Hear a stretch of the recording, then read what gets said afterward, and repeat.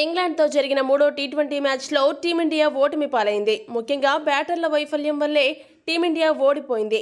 ముఖ్యంగా మధ్య ఓవర్లలో భారత బ్యాటర్లు టెస్ట్ మ్యాచ్ను తలపించేలా బ్యాటింగ్ చేసి ఇంగ్లాండ్ జట్టుకు గెలుపును గిఫ్ట్గా ఇచ్చారు. ఈ నేపథ్యంలో భారత మాజీ ఆటగాడు పార్థివ్ పటేల్ టీమిండియా బ్యాటింగ్ శైలిని విమర్శించాడు. ముఖ్యంగా ఒక స్టార్ ఆటగాడి అప్రోచ్ ఖచ్చితంగా తప్పుపట్టాడు. పార్థివ్ పటేల్ ఏమన్నాడంటే, ఈ మ్యాచ్లో టీమిండియా బ్యాటర్లు ఓవర్ డిఫెన్సివ్గా ఎందుకు ఆడాల్సి వచ్చిందో అర్థం కాలేదు. ముఖ్యంగా ఫినిషర్గా పేరు సంపాదించిన హార్దిక్ పాండ్యా 35 బంతుల్లో 40 పరుగులు మాత్రమే చేశాడు. భారత్ తరపున ఈ మ్యాచ్లో ఇదే అత్యధిక స్కోరు అయి ఉండవచ్చు. కానీ జట్టుని గెలిపించలేకపోయాడు. టీ20 మ్యాచ్లో క్రీజులో కాస్త కుదురుకోవడానికి చాలా తక్కువ బంతులను తీసుకోవాలి. అంతేగాని 20 నుండి 25 బంతులను తీసుకుంటే మ్యాచ్లో ఆధిపత్యం సాధించలేము. ఈ మ్యాచ్లో హార్దిక్ పాండ్యా ఆరంభం నుండి కూడా చాలా నెమ్మదిగా ఆడాడు.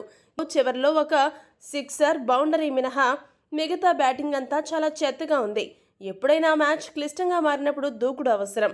ప్రధాన బ్యాటర్గా పాండ్యా దూకుడుగా ఆడి ఉంటే బాగుండేది. కానీ అతడు ఇన్నింగ్స్ ఆరంభంలో చాలా బంతులను వదిలేశాడు.